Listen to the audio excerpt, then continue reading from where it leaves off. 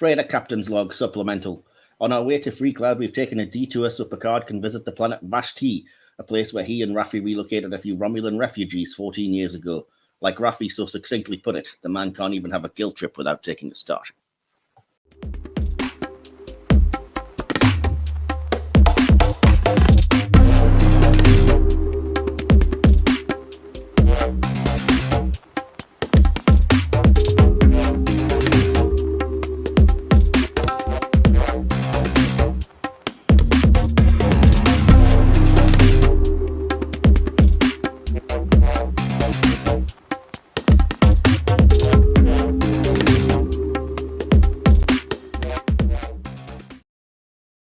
Welcome, cadets and various ranks of Starfleet, to another episode of Hit or Miss Star Trek, the podcast where we boldly go where no one has podcasted before. Well, not like this anyway. I'm your host, Captain Mike Wilson, and today we're once again diving deep into the mysterious and often duplicitous world of the Romulans. Joining me on this interstellar journey are two of the finest minds in the galaxy. That's their story and they're sticking to it. First of all, he's been on a few episodes of the podcast now. I know he knows his Trek stuff, and he's been my very good friend for almost 3 decades. It's Steve Brown. Welcome back, Steve. Well, that's a way to introduce me. Hello. Thank you for having me. You're very welcome. Yeah, old man would normally be the nickname I would give you, but at this point it seems almost too on the nose. We're getting old, man. But yeah, cool. As long as you're doing well and you're ready to talk all things Trek, we're going to be good. Absolutely, always. Cool. And joining him in the guest observation lounge, we have another returning guest, the #1 Ash Tyler stan, an awesome Orion cosplayer and Trek Long Island veteran, Jordan La Fordan. Welcome back. Wow, that was quite the introduction. Thank you. You're very welcome. Yeah, I saw some of your pictures from Trek Long Island. Looked like you had fun. I did have fun. It was amazing. It was a great convention. If you ever find yourself in the New York area, I highly recommend it. It did look really good. Some of the guests were great, and I saw that you even got a comment from Tara Rosling on your Instagram as well. Yeah, she commented on my Instagram. I got to interact with her quite a bit, and Janet Kidder actually shared a picture of my cosplay on her Instagram. So awesome. I've been on cloud 9 for 3 weeks now. Oh, well, sadly, I have not been to any conventions or anything as late, but, we'll get into that later on, I'm sure. But, where was I going to go? There we go. In this episode, we're keeping our disruptors set to fun and our cloaking devices deactivated as we continue to explore the intricate tapestry of Romulan-themed episodes, which we've been doing all series. Today, we're going to do a full review of Absolute Candor from Star Trek Picard, a standout episode that gives us a fresh look at our favorite enigmatic antagonists. But as always, before that, we'll have our usual segments filled with trivia, debate, and maybe a few phaser battles of words. So grab your Romulan ale. Is it still illegal? Sit back and get ready for a warp speed adventure through the Romulan Empire. Engage. Yeah, so as I say, I always say this, but if you're new to the podcast, you don't know how it works, we always break it down into little sections. And without any further ado, I'm going to jump straight into the first section, which is just a little bit of kind of, housekeeping, getting to know you, and a little bit of a chat. The section that I call Hailing Frequencies Open. Hailing frequencies open, sir. Wasting no time getting straight into this. So, there's not really a lot to say because, as I said, normally I would ask, your your guys' favorite things from the Trek world, but we've kind of been over that a few times. You'll have to remind me, Jordan, you haven't been on a Romulan-themed episode yet, have you? I think I have. Okay. Oh, yes. I was on Unification Part 3. That's right. So, that's right. Yes, the Discovery Romulan episode. Fair enough. In that case, I've definitely asked you this question, but I know you haven't been on yet, Steve, on this series. So the only question I have left that I haven't asked you, do you have any particular favorite Romulan stories, arcs, characters that you wanted to shout out while you're here? Ooh. One that actually just came to mind straight away was the one with the general, which I think you've reviewed already, actually. The Defector, is it called? Yes, the Defector we did review, a few weeks ago. I did like that episode. Yeah. We haven't reviewed The Enemy. I just didn't have room for it this series, which is a couple of episodes before in Next Gen, which is also one that I like. So what a shame. It's such a good episode. Yeah, hopefully we'll get to it at some point. I mean, there's so many Romulan episodes I could do another full series. I've got 12 episodes this series, and I could easily fill another 12 without blinking. So hopefully, again, we'll get to them soon. I'm assuming people will like the ones that we've picked, especially when they see them. I've tried to get a good mixture, so yeah. So the Defector from Next Generation is your biggest show. I thought it was quite a good one. Yeah, I mean, there's plenty of Romulan ones. I think there was a quiz we're going to do, and that was going to be my special round actually. Romulan. It was, yeah, yeah, and someone else had it already, so I went with something else random, I believe. But yeah, no, yeah, I do recall asking you questions, but. Yeah, cool. Yeah. So you're not like DK, who's usually here then and just hate the Romulans. No. I think the various alien races give a good foil to how the Federation works in that sort of dystopian future, really. Yeah. Well, yeah, it gets a bit more dystopian, I think, as you head more into Star Trek Picard. But yeah, it's interesting what they do with the Romulan stuff there, as I'm sure we'll get into, because. Yeah, feeding into the whole supernova and the stuff that was used as backstory for the what shall we call it, the Kelvin verse, the J.J. Abrams, the alternate original series, whatever you want to call the movies. So yeah, fair enough. So yeah, that's not really much else to say, except have you both been keeping up with your Star Trek? Steve, what was the most recent thing you've been watching? Apart from obviously this episode. Yeah, I suppose I watched End of Discovery. I did make it. Cool. So yeah, that's done and out of the way, and yeah. Oh well. Awesome. Yeah, season 5 concluded. Well, ever rewatch Discovery? Oh well. There were highlights, but yeah. I mean, you've touched on you're not a huge fan of the newer Trek stuff, and you're not a fan of season-long story arcs that you mentioned off air. So I would assume season 5 in particular. But again, we might get to that a little bit later. So what about you? Like Strange New World, so I'm liking that return. There is obviously a longer storyline. But it's more about what happens each episode. You get to know people a bit more. Yeah, that's fair enough. I would say the same of Lower Decks, but obviously that's ending now as well this year, so that kind of sucks because it's another one I think that works episodic and it's funny. So, but anyway, talking of Lower Decks, we have the number one Lower Decks hater to go to. So yeah, Jordan, how about you? You've been keeping up with all things Trek? I have been. Yes, I watched the finale of Discovery. I think that was the most recent Trek episode that I watched, other than Absolute Candor. Yeah, I've been meaning to rewatch Prodigy season 1 as we lead up to Prodigy season 2, but I just haven't gotten to it yet. So cool. I'm doing that, and I'm just about halfway through. And I was just going to ask that: are you both Prodigy fans and viewers? Are you both getting ready for the? I am indeed a Prodigy fan. Yes, I love Prodigy. I'm not looking forward to having to binge 20 episodes in the same day. You don't have to. You don't have to do it. No, Mike, that's a choice. Absolute Candor. That is a choice that you're making. I mean, I guess anyone, we are not your jailers. Yes, you did not make a promise to me. But no, what about you, Steve? Are you a fan of Prodigy? Are you looking forward to the 20 episodes of season 2 dropping? I mean, I still haven't actually got around to watching any of it apart from the first couple of episodes. So yeah, I'm a big fan, obviously, and can't wait. Nice. I really think you should, because you'd love it. Myself and DK, it's our favorite of the newer Trek series, and we say I hate saying like, oh, what's proper Trek and what's not, but it's the one that feels the most like the kind of Trek of our era, you know, the like 80s, 90s kind of stuff. So yeah, even though it's animated, it has that feel, and I have sort of had a sneaky peek ahead because all the episodes foolishly aired on French TV because somebody mucked up somewhere. So I have seen like synopses for the 20 episodes of series 2 and a couple of little spoilery pictures, which I won't spoil, but I will say if you're a Trek fan, there's some real treats in season 2 coming up and things to very much look forward to. So yeah. Oh, well, there we go. That'll conclude our little chat for that then, because we have to move swiftly on to our next section so that we can get to our review hopefully sooner. So the next section that we go to then is the section that gives the podcast its name. It's the hit or miss section. What about my performance? I'm not a drama critic. The way that the hit or miss section works, if you're not aware, is that I pick a bunch of random things from anywhere in the Star Trek universe. That can be anything at all. I shout them out and I ask our two guests, in this case, whether they think this thing that I've picked is a hit or a miss.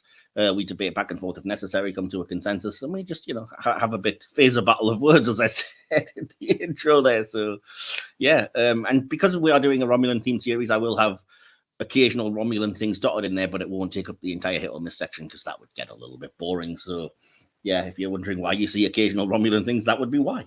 So, yeah, are you both all ready for the hit or miss section? Mm-hmm. Absolutely. Awesome. I should note that the guests don't know what's coming up. It's only me that knows what I'm going to ask about, so it's always a surprise. And if you are watching along on YouTube, we will present it on screen, as I will for the guests, because sometimes we require visual aids to jog the memory. If you're listening, unfortunately, you'll just have to rely on our fantastic, fantastic descriptive work, I guess. So I have 4 or 5 things today, depending how we do for time. And the first thing on the list today is a ship of sorts, because, again, everyone knows I'm a big ship nerd. I always say it. This randomly came up on social media, actually, the other day. People were asking about favourite auxiliary craft, shuttles, etc. And this was one that I mentioned, so I'm curious what other people think of it. So, hit or miss for the shuttle pod Chaffee. If you are unaware, it is the shuttle which you'll hopefully see on screen if you're watching. If not, it's the shuttle that's assigned to the USS Defiant, or one of them. And it's the shuttle which basically, it looks like a shuttlecraft in almost every way, but instead of nacelles, it has the Defiant type ones where they just look kind of embedded in the top aft of the ship in that weird way. So yeah, I'm going to come to you first, Steve, and ask whether you think it's a hit or a miss. I think, yeah, you've summed it up with, how do we make it a Defiant shuttlecraft? We'll give it the weird nacelles. So yeah,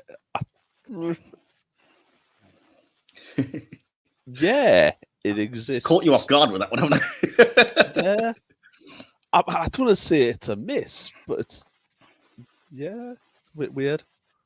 It is weird, yeah. Yeah, it is a weird thing, and it's one of 2 kind of odd designs that they use for the Defiant, because for some reason they just seem to have thought, our regular shuttles, I guess. We can't do it because we've got an unusual looking ship. I don't know, but that's it. Yeah, that's not it. getting I just don't understand it really. Why did it have to be so unique? Yeah, I mean they could have just used any shuttle. Really, yeah, absolutely. Yeah, there's got to be small shuttles or pods. I mean, it wasn't a big ship anyway, so. I mean that's the thing. You don't entirely need shuttles. It wasn't something that they used very often because, like you said, the Defiant's a small enough ship anyway, and by the time you beam back and forth, and you've got runabouts usually alongside it and stuff. So, yeah. Anyway, so hit or miss then? What side are you coming down? What miss. Okay, fair enough. Jordan, what about you? Hit or miss? I'm with Steve on this one. That's a miss for me. It feels like a unnecessary change, and it doesn't seem in universe. It just seems really inefficient to have shuttlecraft that are so different. So I'm gonna say that's a miss for me.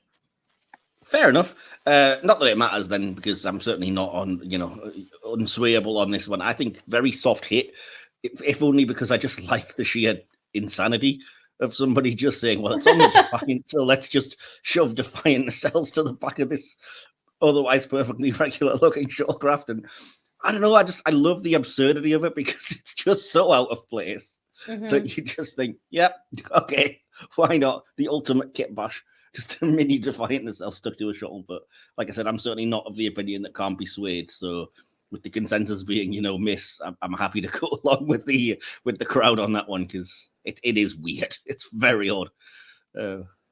Well, we might start seeing some more shuttles because I'm running out of ships. So we'll hopefully get some more popular ones in future weeks. I say shuttles run about, the auxiliary craft.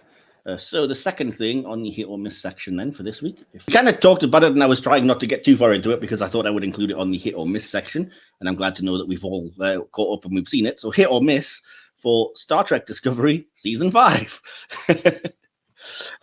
Steve, we kind of basically had most of your thoughts already. So you want to finish off hit or miss, Steve? What an anticlimax. Oh, boy. Yeah. Oh, well. It's over. Oh. Great. When does Stranger New World start?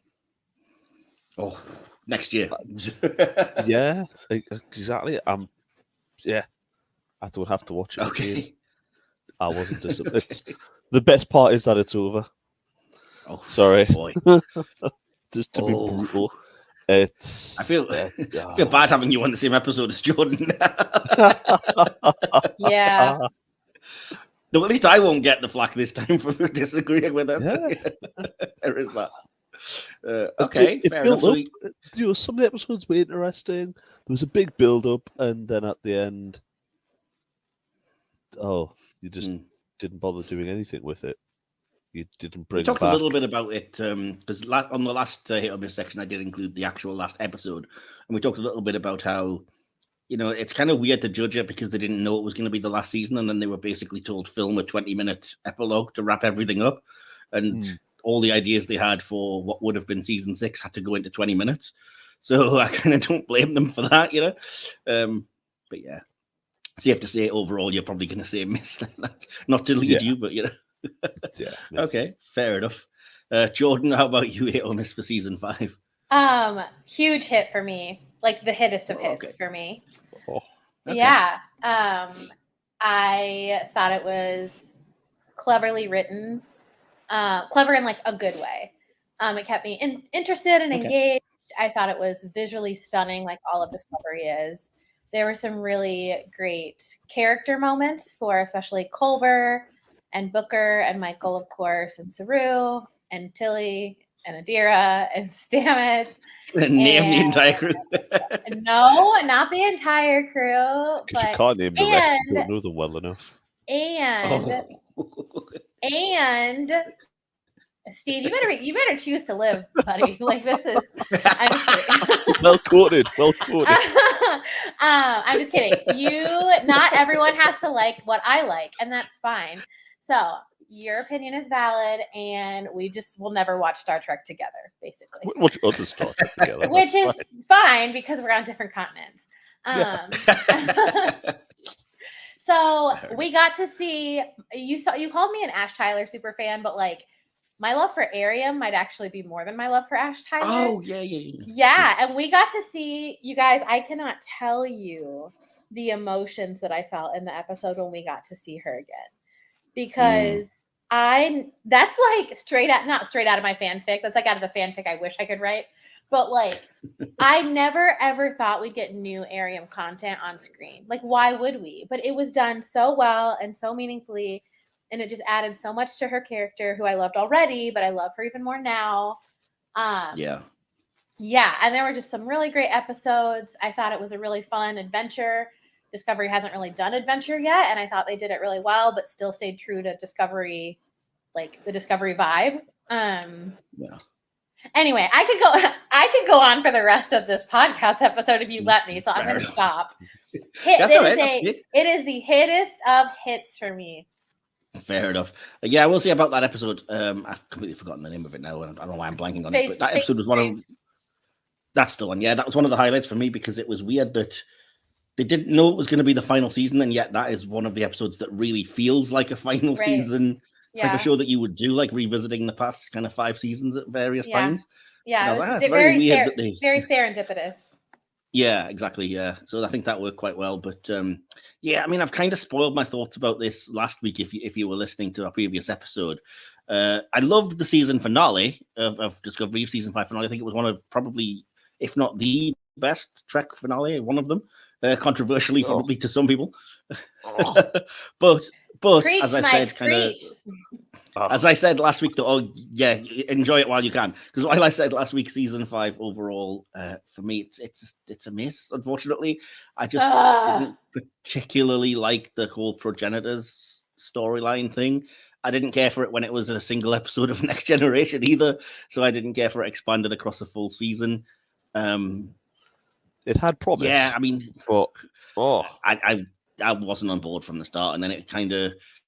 I liked the way it ended, even though it kind of could seem anticlimactic. I did like that the ultimate revelation was just don't touch it, but I feel like it could be seen as like, well, that was a waste of 10 episodes. And I always kind of hate fetch quests. It's the reason that I kind of, again, I said it last week, but it's one of the reasons I hate Star Wars Episode 9. It's like, I really hate when you can't have, you haven't got a clever idea for a story. So you go find this artifact that will lead you to that artifact that will then, if you hold this at dawn on this day, lead you to this artifact. And I'm like, we're just orienteering at this point. There's nothing exciting about it. But yeah, there are things I like, though, as I said. So I don't think it was a complete bust. I personally liked the Breen reveal that DK said he didn't particularly like last week. And I loved the way the Breen were used in general. I loved Locke and Maul. But yeah, I just think because I wasn't on board with the overall storyline of the season, and as you said, it's a season-long arc, so it kind of pervades everything. It kind of left me a bit like, oh, I kind of wish for the final season of a show I did ultimately like, I kind of wish we'd done something a bit more exciting. And again, I mentioned it last week. I don't know if you guys are aware of this, but they had said that they'd already kind of started writing season 6 of the show before they were cancelled. And then it would have been like an entire season that would have tied into the Calypso short trek. Right. And I would have rather seen that than what we got, you know. So I kind of lament that we only. I think that's why I love the finale as much as I love that it did tie into that, even if it was only in the last 20 minutes. And I would have liked to see how they were going to kind of do that and expand that a little bit into the full season that would have been season 6. But you know what will never be. Maybe we get a comic book someday or something. I don't know. But yeah. So unfortunately, I think we're going to have to say a miss for that, Jordan. He says, ducking for cover. Yeah, bunch of fools. I feel bad. If we had another fan on, I'm sure they wouldn't have agreed. And like I said, I didn't think it was like the worst thing ever. It was just, like I said, I couldn't get on board with the overall storyline. But anyway, we move on to number 3 of the hit or miss section for this week. I think we're finally touching on something Romulan related. Let me just try and find it. And it kind of relates to this episode as well that we're going to be reviewing, and relates to one of the things I put on the hit or miss section last week. So hit or miss for the character this time of Narek from Star Trek Picard. Jordan, I'm going to come to you first because we've been coming to Steve every other time. So we'll switch it up and come to you this one. Yeah, he's a miss for me. I don't like, part of it is I just don't like him, which we're not supposed to like him. Yeah. But I think the actor does a great job with what he's given, but I just think him as a character really is like kind of seedy and like, I don't know, kind of, yeah, he's a miss for me. Fair enough. Yeah, there's not Steve, much else to say about Miss, yeah, I'm happy we agree with something there. It's just pathetic.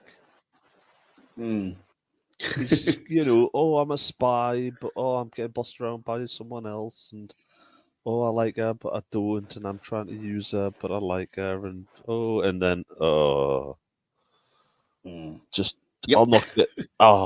That's the Borg ritual. I was going to mention it later, but I know that's yeah, I'm sure we will mention it again later at some point. But yeah, I mean, maybe if I watch the season again and refresh myself about everything, but having really only watched this episode in all of Picard recently, maybe I'll enjoy the character more. You really in a wider wouldn't. Context. But yeah, no.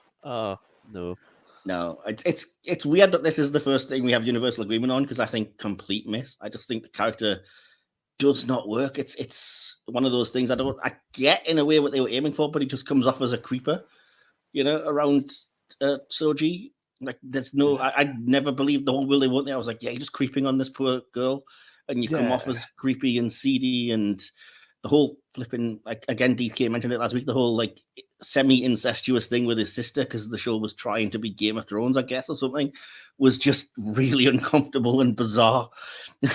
Again, in this episode, the whole kind of BDSM thing at the end, where it's just like, what are we doing here? You know, like none of it quite worked. His motivation, I never understood. It still to this day doesn't make any sense to me. Like I got no clue what he's doing. He was, you know, fair enough, he was pushing for information from Soji, but on what? What for? You know, we mentioned last week that Narissa was a bit too arch and too like mustache twirly evil, but at least I understood what she was aiming for. This guy, I'm just like, so what are you doing? Just, you know, just sticking to shadows being a Romulan emo. What's this? You know? So yeah, it's a shame because I know I've seen the actor in other things, namely Penny Dreadful, the series, and he was really good in that. But I just think even his performance in this, it just, whatever it's supposed to be doing, it's not working for me, unfortunately. Sorry, Harry Treadaway. Yeah.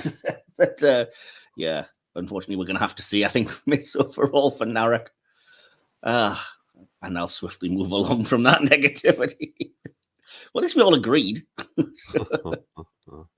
The fourth thing on the list for today then is an episode, a two-parter. It's not from Picard and it's not Romulan based, but as I mentioned earlier, I have watched it recently.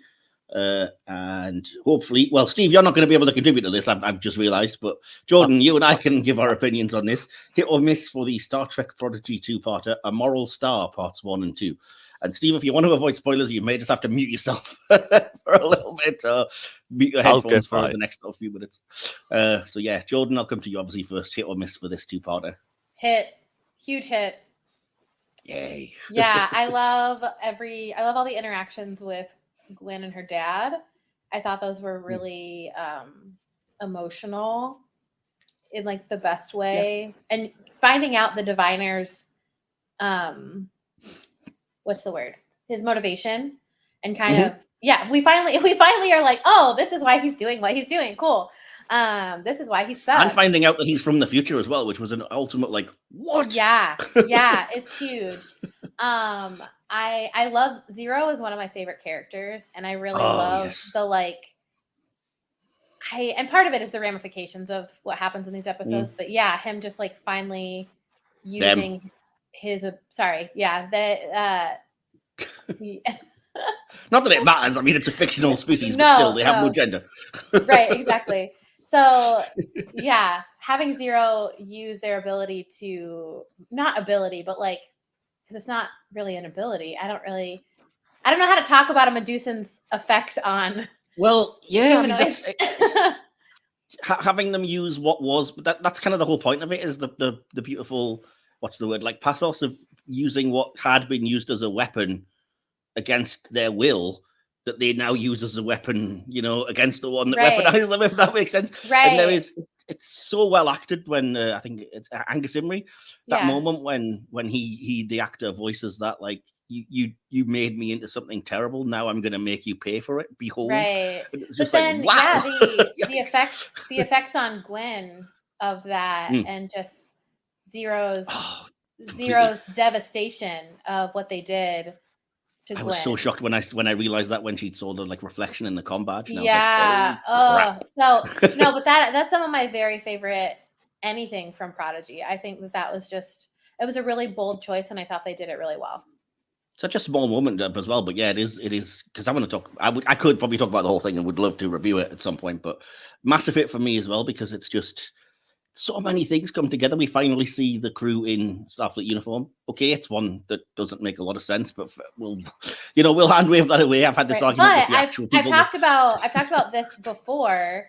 This is one of the first times we see characters with larger bodies in a Starfleet uniform.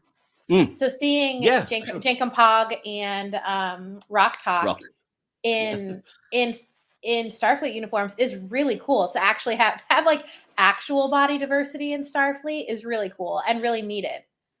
Yeah, that's one of the things I like about the animation style, is that it does allow you to do that without it coming across as any way, like, I don't know, standing out or anything. It's just there.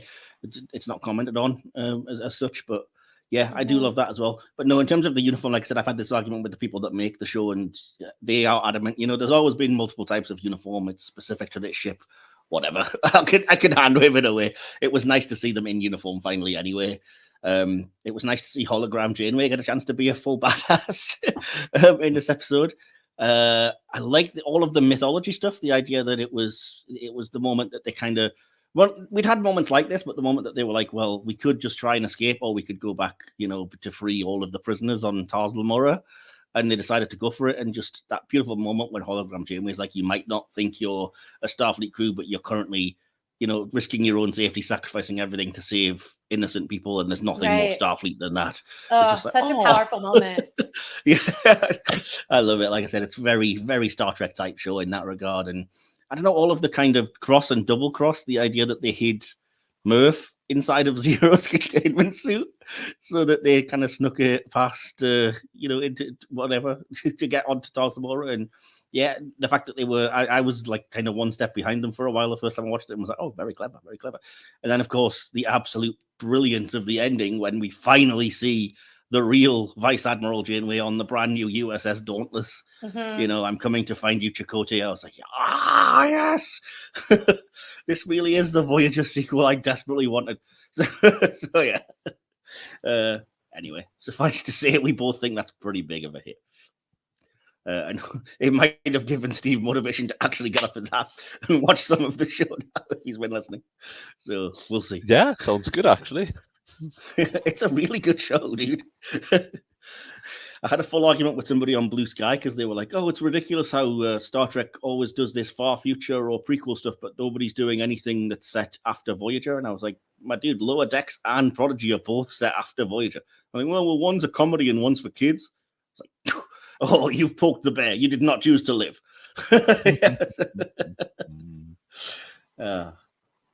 Yeah, definitely. Just despite the fact that it's animated and, you know, it is part of its function is to serve as a kind of on-ramp for younger Trek fans. Prodigy is, I think, doing some of the best stuff in Trek at the minute. But there we go. We'll see what happens when season 2 lands and if we get any further. Final thing then on the hit or miss section is another ship, and I have to have an image of this up because I've got to be honest.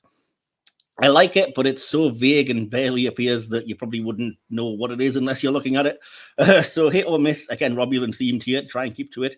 Hit or miss for Oz Warbird from the end of Star Trek Picard Season 1. If you're not watching on YouTube, I apologize because there's not much I could say to describe this. It's big, green, it has wings. You know, yeah, look it up on Memory Alpha if you have access to the internet. But we have an image or a little collage of images that I've made in front of us here of this particular new ship.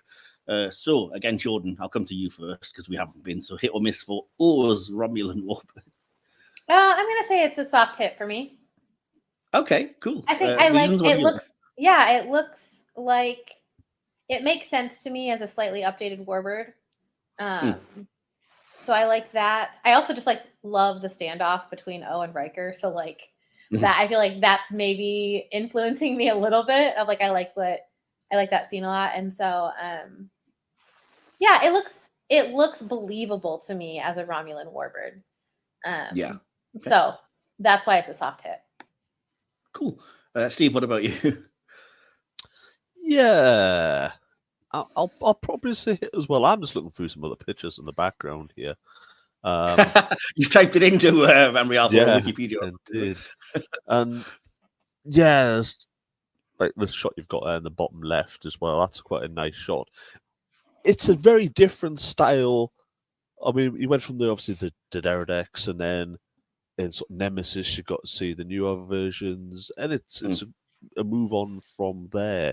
It's very different though as well. Yeah,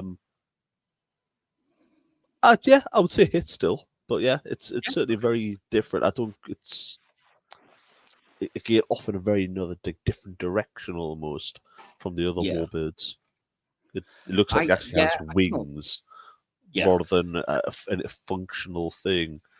Like a bird of prey, and then obviously the Romulan newer Warbirds, the more weapon pods are into the wings and things like that. Was this one not as much? I thought you get. I mean, they are there, but yeah, cool. Yeah, I mean, I like it, but again, it's like a lot of the things with modern Trek. I wish we'd seen more of it and we'd seen better shots of it, because even to find the 3 things for the collage took me way too long, and it looks so different from every angle that you still haven't really got a good enough impression there. If you get a chance to look, there's some really cool touches. I like that the back of it is really spiky and it has some empty space between the top and bottom of it, which I think harkens back to the Dissects, the way they had that space between the wings. And yeah, it's really impressive, and they obviously did a good job on it. Like I said, I wish they'd actually shown it more, because it is different enough. The actual wings themselves aren't the curved thing. It's very much predatory, striking forward, bird of prey style.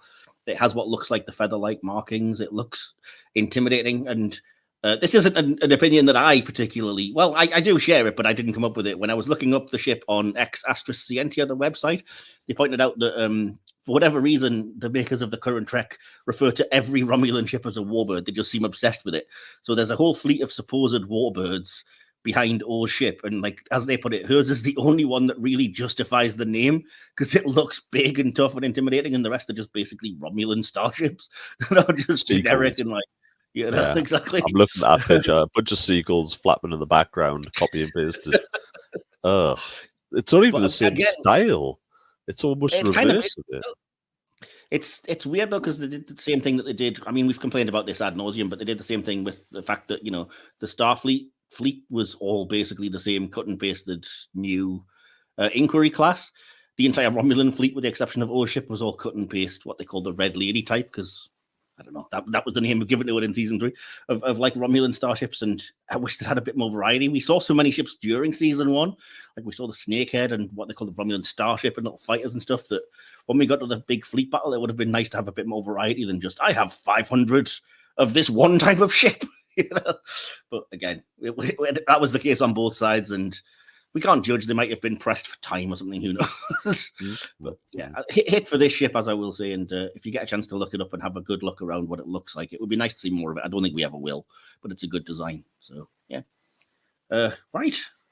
So that concludes the hit or miss section. It wasn't too bad. We got through it. A little bit of a war of words in the section about Discovery there, but never mind. Hopefully Jordan will still come back on the show at some point after that. Probably. You have to review Prodigy with me now, clearly. So. I do. Oh, bless. So yeah, I'm going to jump into the actual main review. As I said, this episode we're going to be reviewing Picard's Absolute Candor. So I will begin our analysis of that episode. Spark analysis. And let's see. If you haven't been listening to us this series, first of all, where have you been? Secondly, you'll probably know that since this series, I've been listening to the Delta Flyers podcast, since they've been tackling DS9 this series. And I have decided to homage, which is a nice, polite way of saying rip off, the ideas that they have in that podcast, which is to do a limerick and a haiku for each story that we're looking at this particular series. And as I've been doing, every other time up to now, I'm going to put forward to my guests, because I'm going to give you one of these before the episode review and one of these at the very end, just after our kind of conclusions. So which would you both like to hear first, my limerick or my haiku about Absolute Candor? Your haiku. Okay, Steve? Yeah, happy with that. Agreement. Haiku it is then. So yeah, this is my haiku for Star Trek Picard Absolute Candor. Let's go to Vashti, pick up Elnor and 7. That bird of prey is nice. There we go. Simple bit of not especially funny, but it's hard to get that across in the format of a haiku. But yeah, I haven't even mentioned it, but I just like the updated, older Romulan bird of prey that we see in this episode. So yeah, that's why I brought that up. Yeah, cool. So. Before we get properly into the review, I do have a little bit of behind-the-scenes information about this episode, which again, hopefully might be interesting. If you guys want to contribute anything or say anything about that, feel free to jump in. If not, I'll just blast my way through it. There's not that much for this episode because there wasn't a whole lot to say or a lot of relevance that I could find, but here we go. Behind-the-scenes information on Absolute Candor, if I can get it up on my phone. There we go. Evan Eragora makes his first appearance as Elnor and is first featured in the opening credits. This marks the first episode in which the entire main cast of the series appears. This episode confirms the evacuation of Romulan citizens by Starfleet was already underway when the attack on Mars occurred. It's implied that the Federation stopped supporting the established Romulan refugees when Starfleet discontinued its efforts to relocate any more citizens of Romulus. The Romulan Legislative Building, try saying that a few times, seen in Star Trek Nemesis and Star Trek Enterprise Season 4, is named for the first time when Tengum Adrev mentions that Picard stood in the Hall of State. This name was first used in the 1999 non-canon novel Vulcan's Heart by Josepha Sherman and Susan Schwartz. When Narek tells Soji Asher about the Borg ritual, she makes a head movement similar to the one Data was programmed to emulate, which I did like, that part anyway. When Narissa comments on Soji, she implies that she must be anatomically correct. Data was described the same way in The Naked Now and Inheritance. I'm sure we remember. A Romulan bird of prey, as I said, makes its first on-screen appearance since the remastered original series episode, The Enterprise Incident, although it has been redesigned and updated. A lot of people, I think, insist that it must be the equivalent of a refit version like the Enterprise refit from the movies, but I do believe it's supposed to be the same thing. This is finally the first full-length Star Trek episode not to feature any characters in Starfleet uniforms. The Short Treks episode Calypso previously had no characters in uniform. The only other episode with no Starfleet uniforms, even in photographs, is also from Picard, and it's Et in Arcadia Ego Part 1. Did you notice there were no Starfleet uniforms in the episode, guys? Yeah, of course.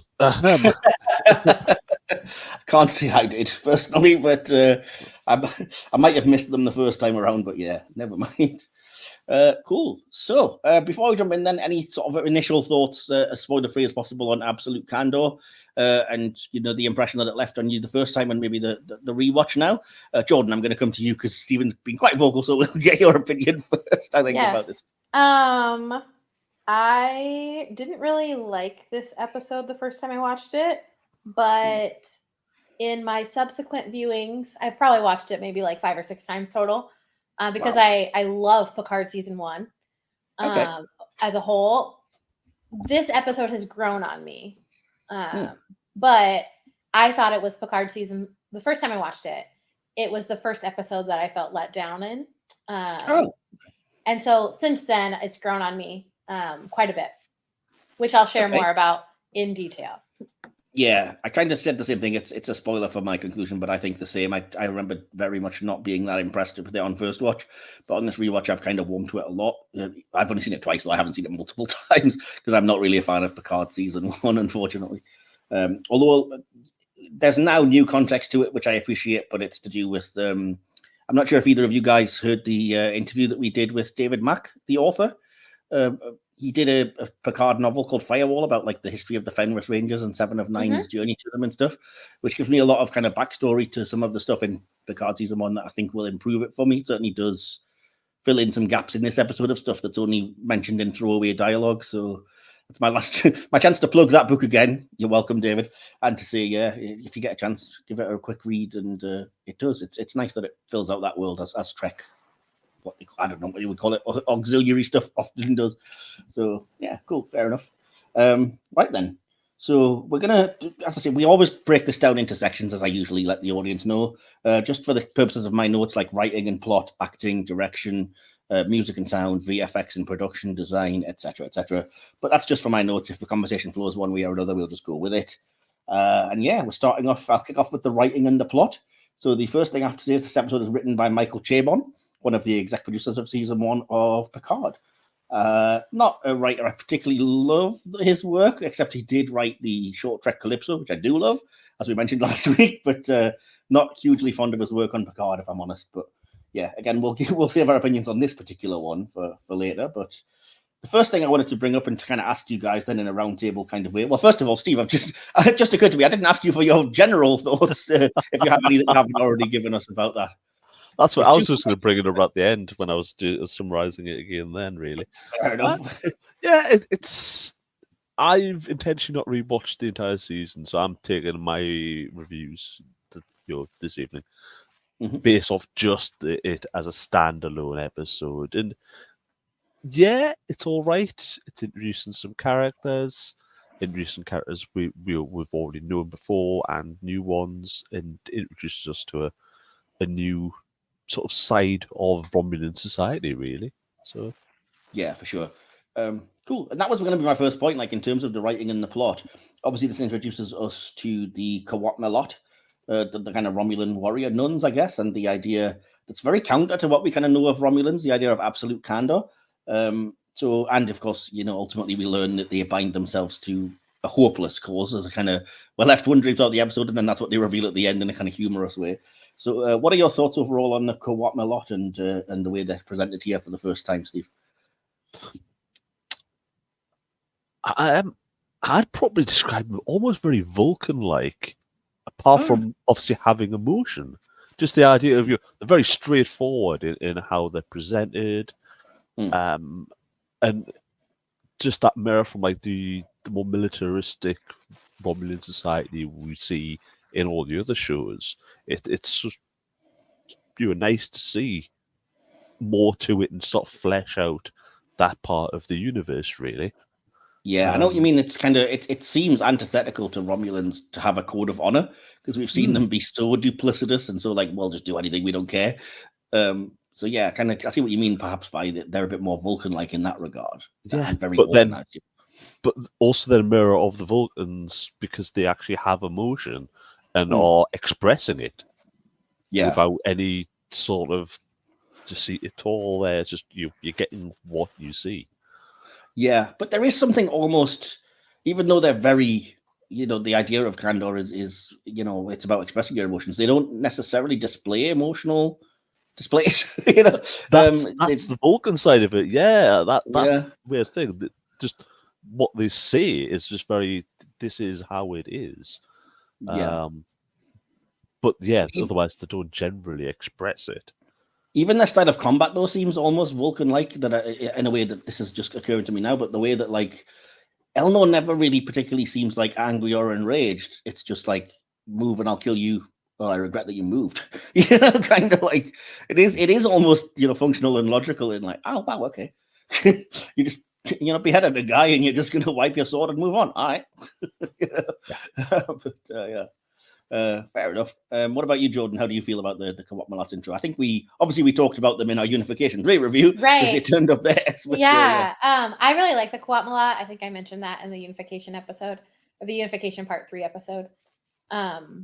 I think they make a lot of sense as a sect that would come out of Romulan culture that, supposedly thrives on deceit and secrecy. So it makes a lot of sense that, this kind of counter group would come out of that. I think it makes the whole Romulan reunification, the Romulan Vulcan reunification so much more interesting, especially what Steve said, with them, some of their Vulcan, there's like a Vulcanness to the Qowat Milat, which is, I think that they just really, it adds a lot of depth to the story of their reunification that I like. Yeah. And I mean, Romulan warrior nuns, like there's nothing more badass than that. That's just like really, really cool. Their fighting style is awesome. Their outfits are awesome, and I want to cosplay them. Surprised you haven't already. It's on my list to eventually do. And I really like Zanny. I really think that she does a great job, and she's kind and funny, but also just like completely open, and I like her a lot. Yeah, there's a kind of dry humor that I appreciate. I always kind of like in these kinds of shows that I don't think they're intentionally being funny necessarily, but it's amusing the way they act.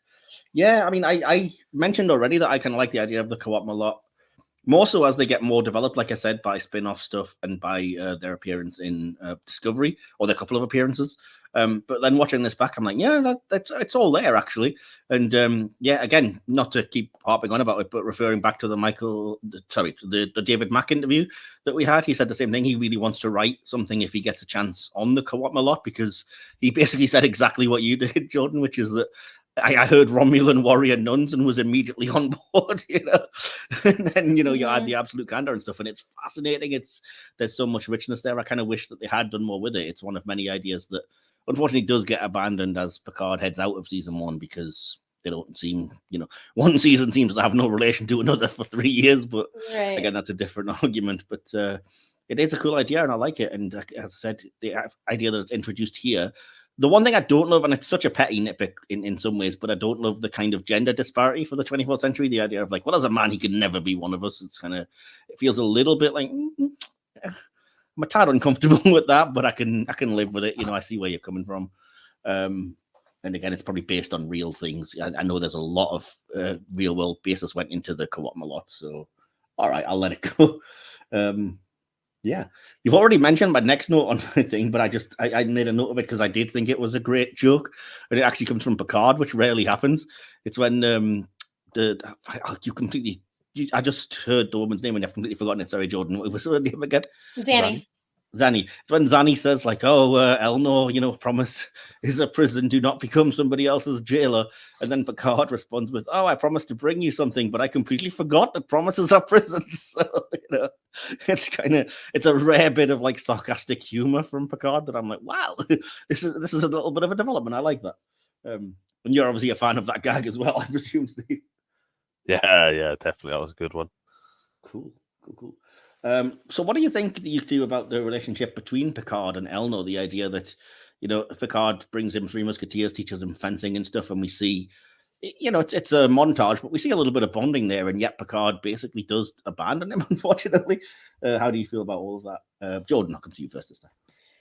Well, one of the things I wrote in my notes was that rewatching this episode, just increased my dislike for Picard season 3 even more. Oof. Because You'd get on very well with Mary Folds, who's often been on here. Yeah, I mean, it does, in my opinion, the whole Elnor story it just does the like Picard has a son that he like doesn't know about, or like Picard, like it does a Picard offspring so much more interestingly than Jack Crusher. I kind of agree with you actually on that one. Yeah, I have to say, it's so much more interesting, and I love kind of seeing the relationship that they have. I love the like interaction in the beginning when Picard, or when Zanny says something along the lines of like Picard doesn't like children, and Elnor's like, my feelings are hurt, and he was like, well, I like you a lot, you know, like, and then you just see them bonding, and then Picard just like does his emotionally unavailable duty is above all, and I thought he'd be fine, even though why would I like, he does that, which is pretty typical Picard, and I love that like he gets called out on it. That's one thing I love about this episode in general is like people drag Picard through the mud, and he should be dragged through the mud for some of the crap he's done. So anyway, I'll stop there and let other people share their opinions. Wow, it's weird. No, it's weird you say that because I kind of was. I had this later on in my notes, but weirdly enough, I had the opposite kind of feeling because again, anybody who knows me knows I'm a huge fan of Picard, and I was like, I don't love all of the series Star Trek Picard because at times it alters the way that he behaves, and I don't love it, but. Watching this episode back, I was like, actually, he acts very Picard-like in most instances. Like, I really instead love of that being like only praised, like it typically is, we actually see that like it's hurtful, and he drops the ball, and he deserves the criticism that he gets. Yeah, my point is though, I didn't necessarily see that bit. I was looking at it from the other angle of like, I like that he still has the morality and everything that I admire about Picard, like the idea of him. You know, he sees the segregation in the Romulans only sign, which is, you know, inexplicably written in English, but we'll forgive that. And, you know, just he's brashly like throws it down and is like, no, I'm going to sit here. What are you going to do about it? You know, and even like as badass and cool as it was seeing Elnor behead the, you know, jerk guy that was attacking Picard, I do love that the episode took the time for Picard when he got back to the ship to be like, we do not do that. You don't just kill people. I hated both of those things actually. What? Because Picard has such a savior complex, and that man needs to know when to sit out, and he doesn't. So that was another thing. Like I love that the senator just called him out on his bullshit because he deserved it. He comes across as so like white saviory that I'm just like, no, thank you. I don't know. I kind of side with Picard a little bit on the regard that like, what else could they have possibly done? Do you know what I mean? At that point, I don't think it's entirely fair the way that the Romulans act around. Wow, then what Starfleet did this and this, blah blah blah. It's like, well, you know, we tried. We didn't have to do anything. but yeah, I suppose that's very much depending on your Starfleet or Romulan bias, perhaps. But yeah, so what are your thoughts on all of this? The kind of Picard, Elnor, Picard, and the Romulans type stuff, Steve? Oh, okay. You are involved in the episode as well. I am, yeah. Hi. I mean, I can't really disagree with anything that's just being said. Yeah, the sign part, well, clearly they want to keep the humans out, and that's why the sign's written in English. Because English is the only language humans speak. Of course it is. Why shouldn't it be?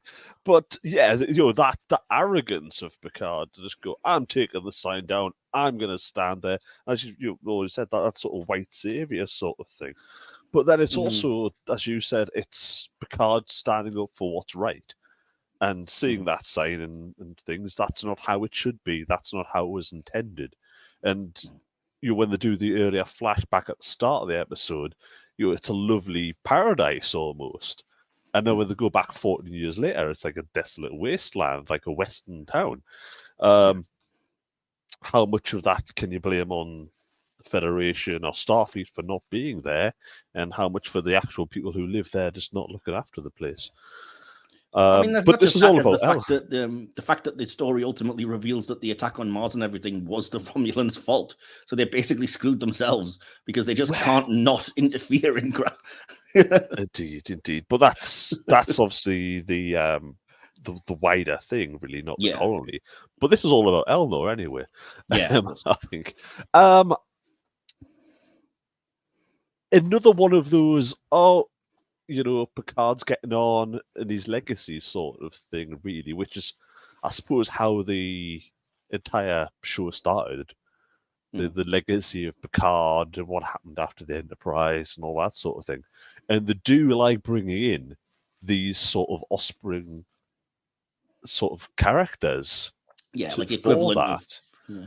And, there's a lot of... That's basically what they did with Wesley for the first, 3 years of Next Gen. Exactly, that's it. So they've always liked doing that sort of thing, and especially when you're sort of seeing Picard looking a lot older, a lot more frail, not having quite as much vitality about himself. Right, and at this point, he believes that he's going to die soon. Yes, well, he thought he had that syndrome, and I didn't pick up on it the first time, but as part of the kind of season arc, he does say to Raffi, part of the reason I'm going is that I might never be round this way again. Mm-hmm. And when you realize it's because he thinks like, well, I'm dying soon, it's like, oh, okay, fair enough. Yeah. Which I guess explains as also why he would want to go back to visit Elnor, which I guess, fair enough. I can think of a few other people I would have liked to see him make an effort to visit if he really thought he was dying, but...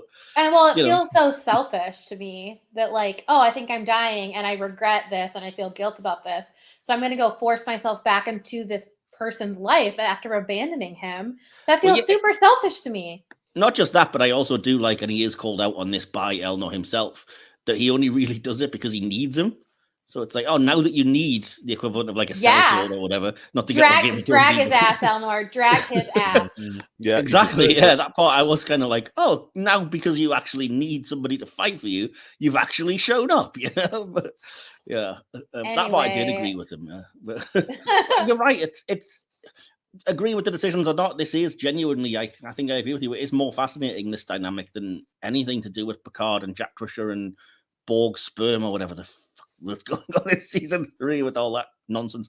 But again, much as I do genuinely like season 3 for the most part, I'm not a fan of Jack Crusher as a character. I just think it was stupid. And you had Elnor right there. Saying that, it's not just season 3's fault. I think season 2 starts the problem because this episode only shows you what Picard did to kind of, to address relocating and his relationship with Elnor as the time went on and everything. And then in season 2, inexplicably, you get Raffi that's the one that's all over him, like she's his mother and caring for him and that. And I'm like, we saw none of Raffi and Elnor together in season 1. And now we're like, no, they have their deeper bond, there were definitely seeds planted in season 1 for Raffi and Elnor, I thought.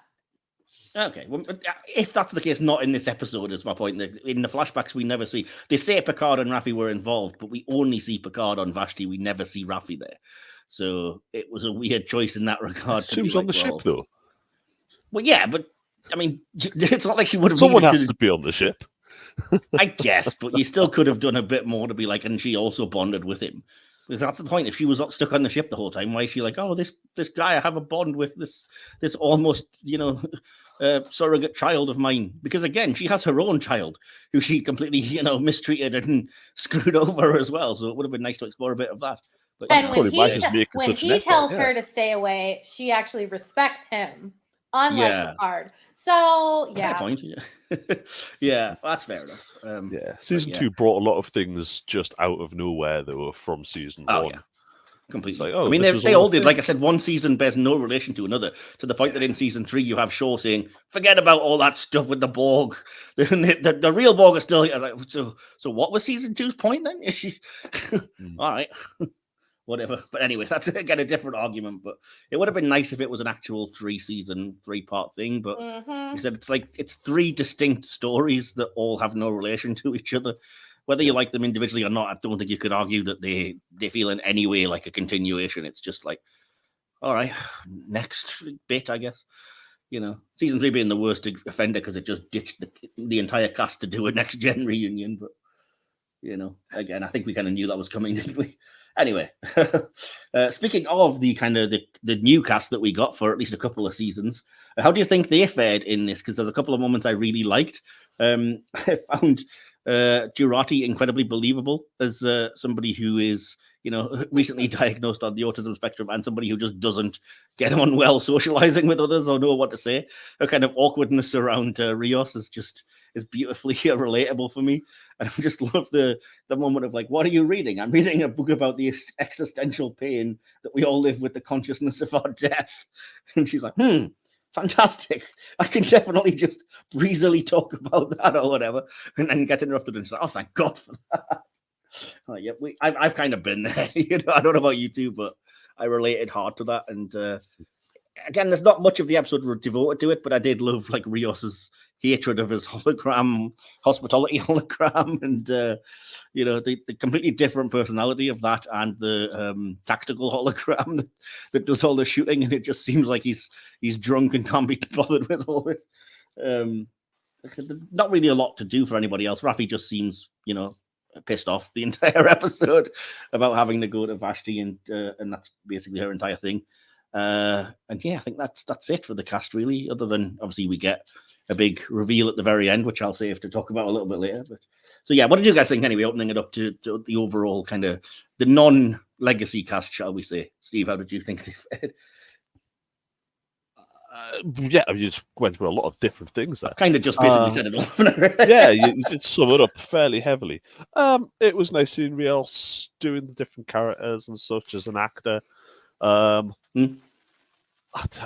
it's one of those ones where you've got some characters you know a little bit about, and it moves on fairly quickly.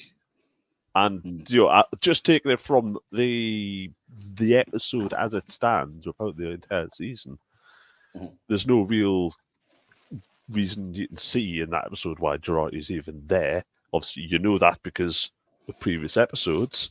Rios obviously is the captain. Raffi has been helping some stuff in there. Well, we do learn that she was Picard's former first officer during the relocation. I'm not exactly, sure if we learn that here or if it's more developed. We're just obviously focusing on the episode, and it's like, well, why is she actually there? Some sort of going to freak out. That's why she wants to get there in a hurry. Well, that's Raffi, yeah, exactly. But she at least has some purpose on the ship. She's trying to get him down to the planet and things like that. Whereas Jurati's just there to hang around a bit. I did love that as well, in terms of, you mentioned, like, I'm sorry, I almost forgot about that. It's not in my notes, but in terms of the kind of Picard sometimes thinking he's a little bit too pompous or too superior, that moment when Raffi's like, I'm working on trying to get you through, and he's like, just drop my name. And she's like, first thing I did, they weren't impressed. Ouch. Just hurt the guy's ego, why don't you?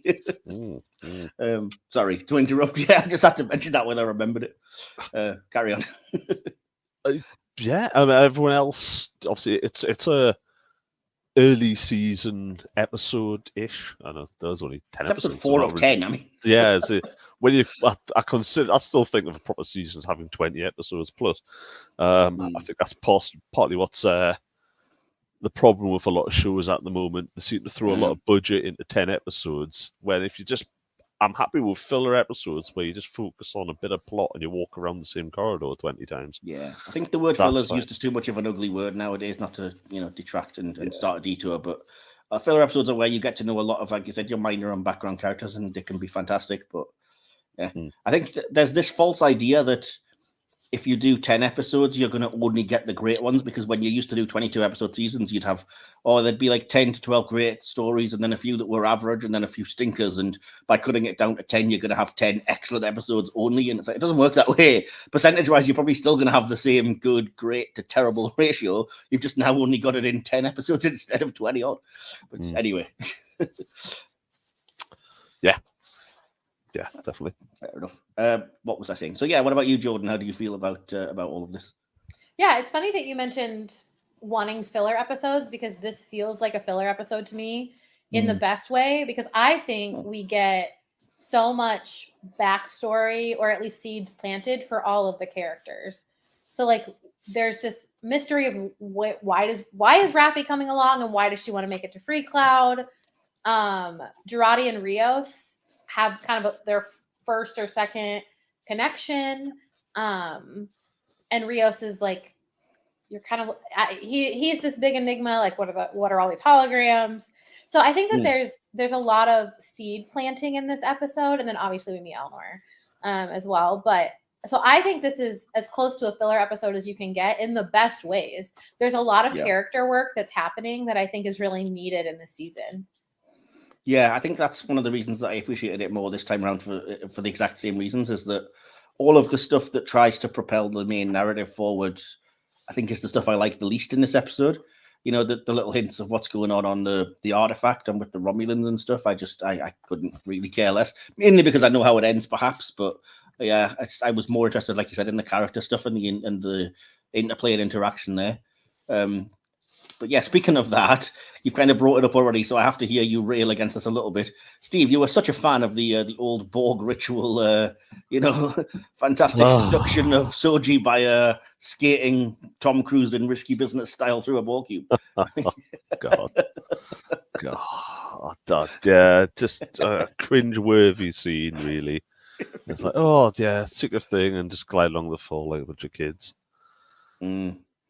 I noticed as well during that scene that I presume this episode I should have said is directed by Jonathan Frakes, even though we're not in the direction yet.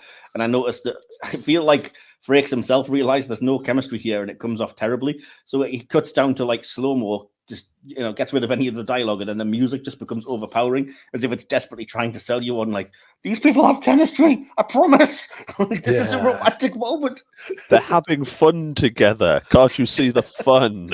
Look at the fun they're having. Oh, exactly. Yeah. And how about you, Jordan? Did you have similar feelings about that scene? I don't like that scene, but I do think, number one, Jeff Russo knocks it out of the park. That's one of my favorite like mute score moments of all of Picard season 1, which is full of amazing music. I've actually like had that particular track of the score on repeat many times in the background. I can see why it's having to do all the work in the scene. So like it's so beautiful. But I also think speaking to the lack of chemistry and the awkwardness of it, you have to remember that like Soji is basically a child. Like she thinks that she's an adult, but like she doesn't have the experiences that actual adults have had. She has implanted memories. And so like she's still this is all very new to her in a way. And Narek is obviously taking advantage of her. And I think that's part of it too. I don't think they're supposed to have this amazing chemistry because she's also, I mean, he's acting suspicious, which we get to see, but she's having, I mean, she just got assaulted by Ramda and is trying to figure out like, why did she attack me? She was saying like, I felt seen for the first time, but she didn't like what she saw. And so Soji's just trying to figure all of this out too. And I think is very uncomfortable with her own identity because she doesn't really know what it is. But I'd be fine with all of that, but then the episode drops, whether it's supposed to be intended as truth or not, it drops Narissa saying, oh, have you ever considered that she's playing you? And I'm like, what? No, not really. Yeah, where does this come from? That's just the Romulan paranoia, really, isn't it, kicking in? I think it's just supposed to show, Narissa's lack of understanding of what Narek's trying to do. And as he points out, like, I'm trying to get information without her activating. Yeah, and so I think that it just kind of shows how off base Narissa is in the whole situation. So okay, I don't like the scene, but I think there is a lot of depth to it. It's not just that part of the scene which I didn't like in much the same way as Steve did. I just, like I said, I never believed there's chemistry between those two, and yet I don't know. There's something really weird about the fact that they have this big romantic moment, and she starts full on like kissing the face off him and whatever, and then like a second later, it's turned on a dime, and he verbally assaults her, and she pulls back, and she's like, "Oh, what are you doing?" And then it devolves from I've fallen in love to an argument within like 0.6 seconds, and I'm just like, what are we doing here? What's going on? I don't really understand any of this. What's he actually trying to do? Exactly, yeah. Like, why? If his idea was to basically seduce her for information, he was there. So why did he then, when he basically had her in the palm of his hand, so to speak, go, "Oh, also, I'm now going to insult you"? It just seems like a really weird, counterintuitive thing to do. But yeah, I do think that he believes that she doesn't consciously know the information, and so dropping little hints of like, you weren't on that transport ship. Like, there's no record that you were on it. I think he's trying to slowly peel back the layers without activating her. Yeah. Okay, that's the vibe that I get. So it's like I said, I don't love the scene, but I do think it was decent. Fair enough. I have a really, this is quite a mean nitpick, but I did write it down, so I'm going to have to bring it up. It's not just this episode or this show that does this, but I really hate clunky dialogue that you get. There's a great example of it in this episode when Picard receives the hail that we don't hear when he's on Vashti, and then he just goes, "What do you mean synths have attacked Mars?" And I'm like, nobody talks like that. Nobody repeats exactly what the person just said because the audience didn't hear it. It's terrible, clunky dialogue every time. You know what I mean? If you're hearing something and you're like, no, they didn't just say that. That makes no sense. You probably would repeat it back. You really wouldn't. You'd be like, what? What do you mean? What are you saying? you wouldn't just repeat exactly the same. What do you mean synths have attacked Mars and we have to go somewhere? Oh, yeah. What do you mean this is written in the script now? I don't know. It came across as quite clunky to me. Anyway. Two last notes for the writing then. First of all, I've already kind of said this, but just another chance to shout out if you get a chance to check out David Mack's novel Firewall. It will give you a fantastic broader range of explanation as to how this entire sector fell into chaos and got taken over by warlords, and it was Fenris Ranger territory, but they basically had to retreat because they didn't have the numbers or the resources to be able to protect it. But some of them didn't go and stayed there trying to be kind of brave, I guess, renegade heroes, including Seven of Nine. And if you want to know more about that, read the book. Yeah. And my other last note is, again, this is really petty, and I think I didn't even occur to me until I looked, I think, on Memory Alpha or somewhere somebody had written this. But it's like when Picard has to beam them up from the surface, or has to have them beamed up because Elnor's killed the guy, there's a big riot.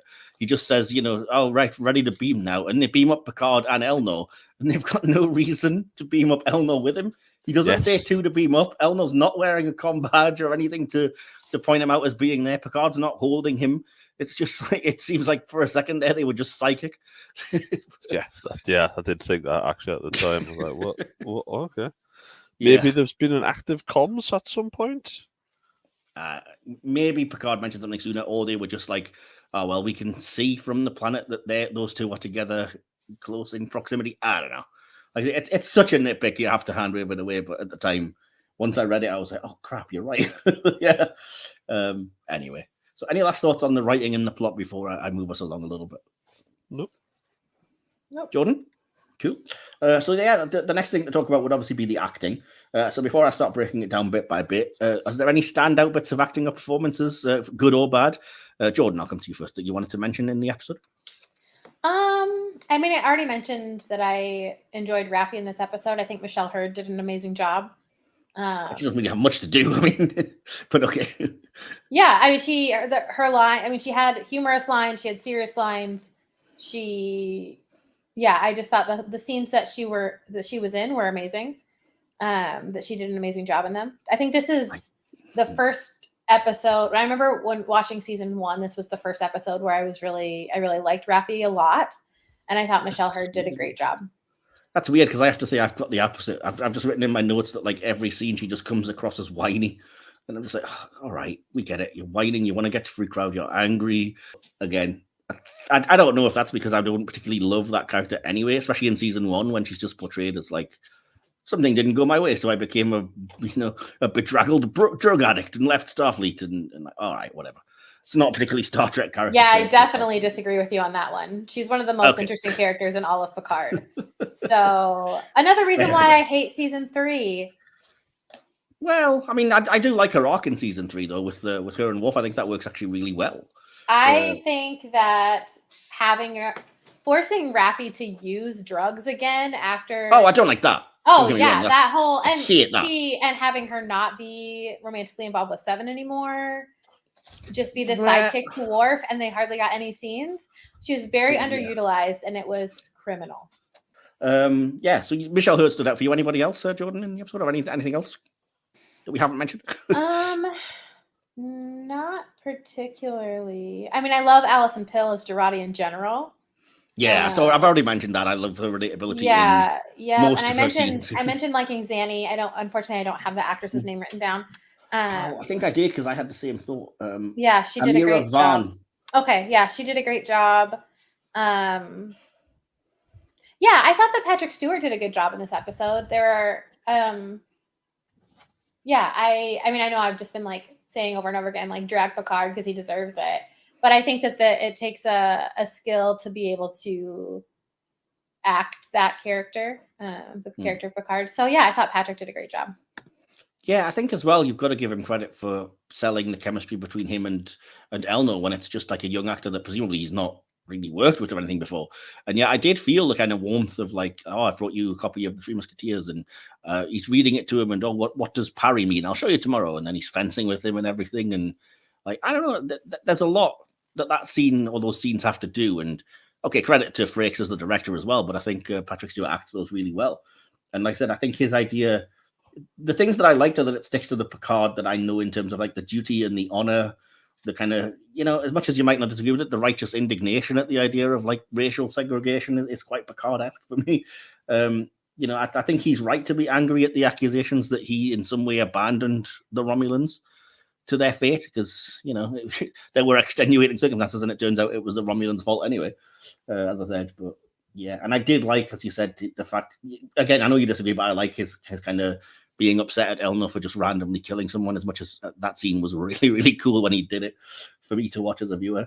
And another little thing that I liked is just at the very end when he kind of can't help himself but like take command, that he just looks to Rios apologetically and he's like, oh no, sorry, you.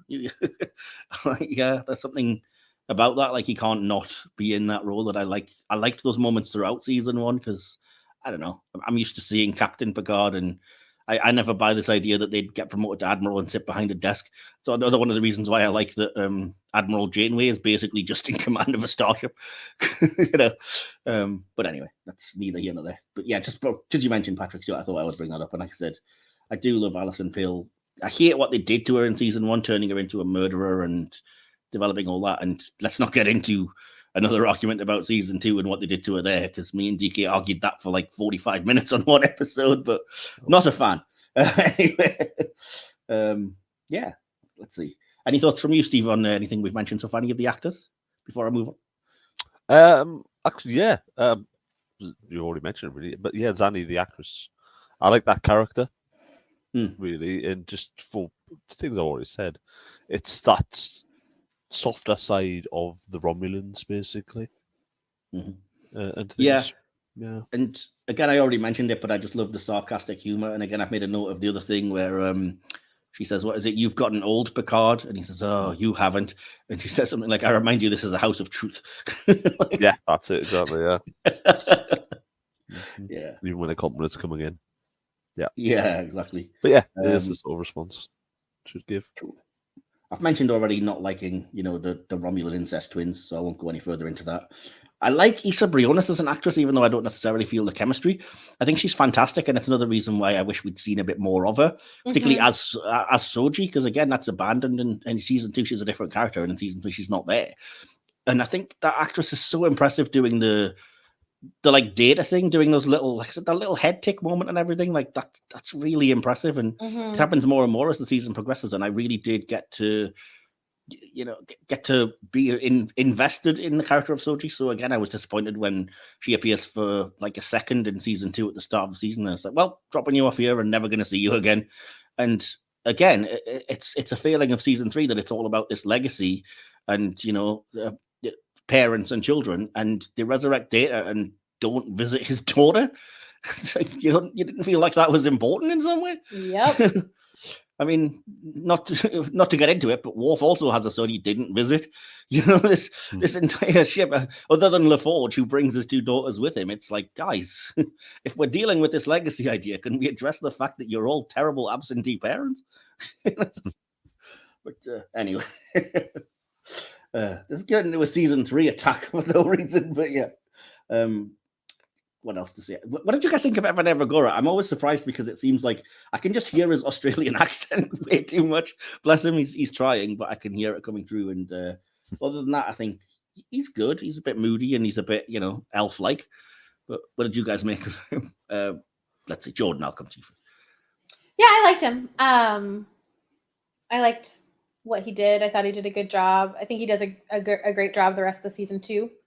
But yeah, in this episode, getting, I thought he had a really good balance of kind of a moody, I'm angry at Picard, but oh yeah, I'm this Romulan Qowat Milat member, kind of.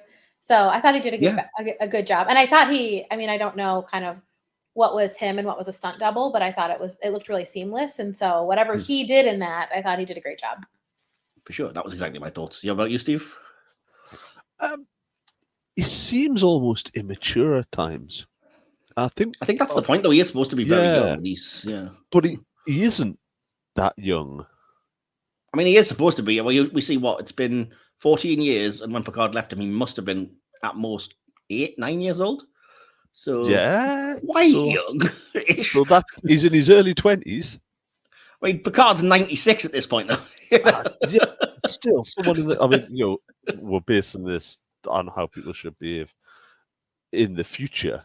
But yeah, for someone in their potentially early 20s, he's. I think it's also a reference to the fact that he's never really had parents, so he's a little bit stunted in that way. Like he's been raised by this sect of Romulan nuns who say everything they think, whether it hurts your feelings or not.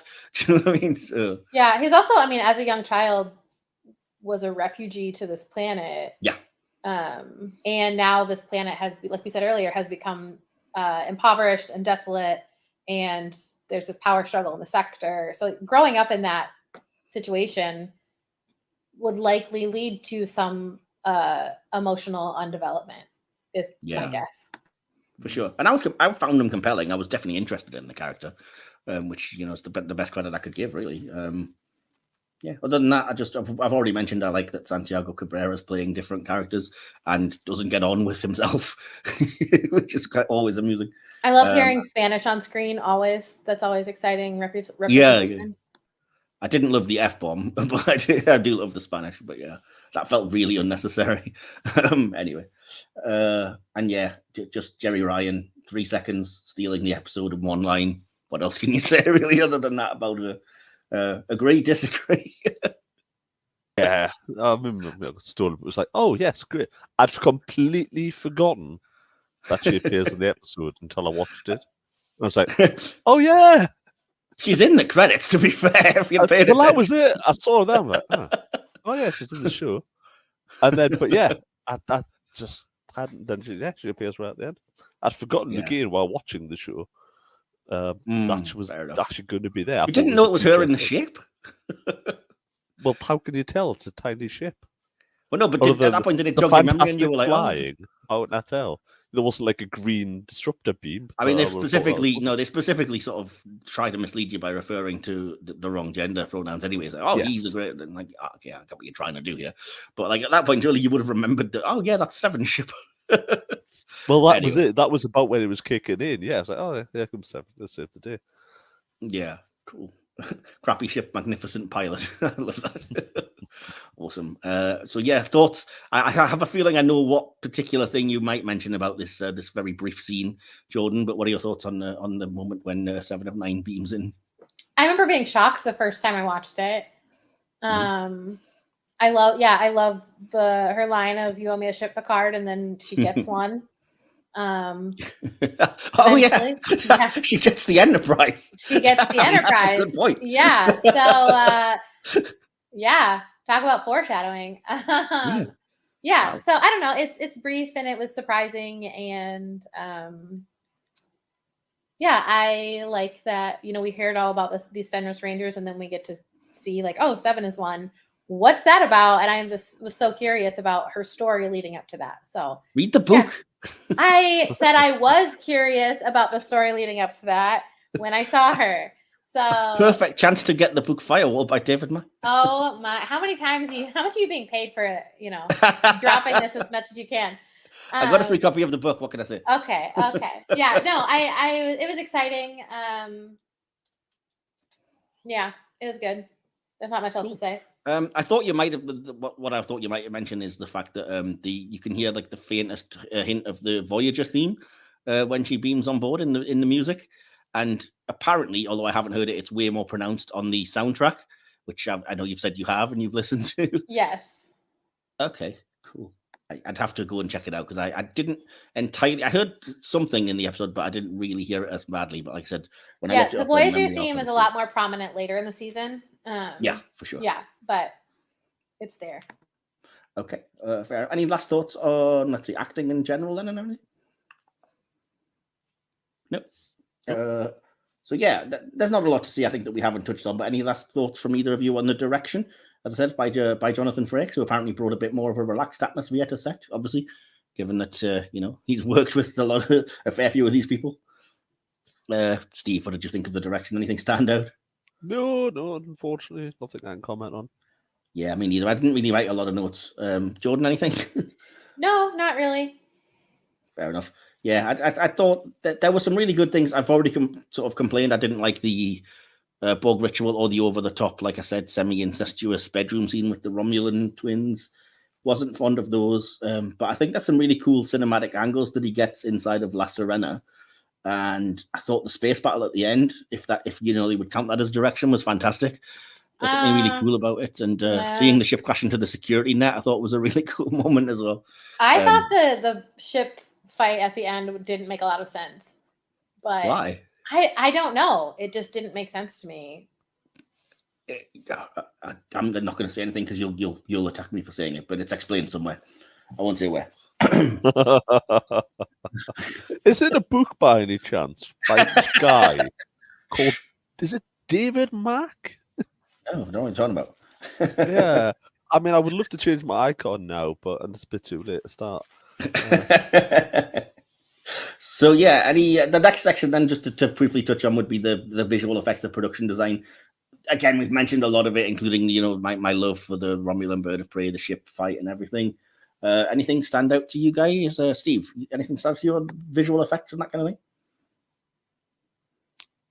I think they do really well of all the set. This is what we were saying a bit earlier. They're putting a lot of the budget into 10 episodes, and so all the sets. I was just watching another show that's just come out recently, and yeah, you can tell which one. It was Acolyte, actually. I've just started watching that. Okay. And yeah, you can see where they spent the money.